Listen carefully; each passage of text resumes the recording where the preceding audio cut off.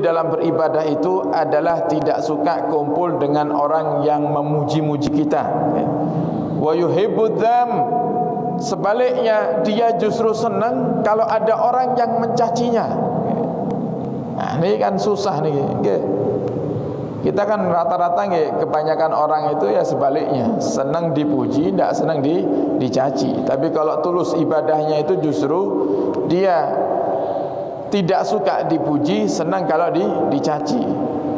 Nah, makanya kemarin kita ceritakan kalau ada orang yang dia tidak mendapati di dalam dakwahnya, perjuangan dakwahnya orang-orang yang mengganggunya, itu harusnya dia tanyakan kepada hatinya, ikhlas tidak ibadahnya, ikhlas tidak dakwahnya.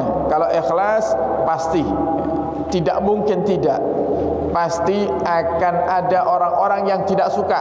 Karena itu sudah ujiannya umatnya Nabi Muhammad di dunia. Kalau kita berbuat baik, menjadi orang yang soleh, semua orang akan suka dengan kita.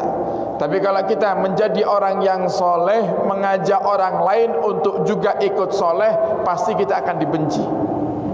Pasti akan ada orang-orang yang tidak suka dengan kita. Dan itu terkadang terjadi kepada diri kita sendiri.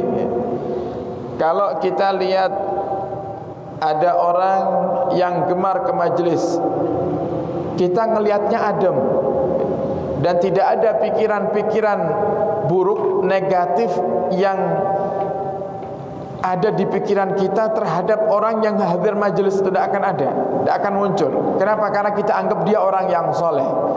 Tapi orang yang suka hadir majelis ini, kok suatu hari dia ngajak kita, hari Senin ngajak kita ke majelis, kita tolak. Hari Selasa dia tidak merasa putus asa, dia ajak kita lagi ke majelis, kita tolak lagi. Lama kelamaan akhirnya kita marah. Ini orang memang benar dia soleh, suka hadir ke majelis, tapi kenapa tiap hari ngabsen saya ya? Kenapa kalau mau berangkat ke majelis harus ngajak-ngajak saya dulu? Ini kan saya jadi risih, setiap hari harus mikirkan alasan untuk menolak. Nah, coba muncul perasaan tidak nyaman ketika ada orang mengajak kepada kebaikan. Nah, ini para hadirin sudah sunnatullah.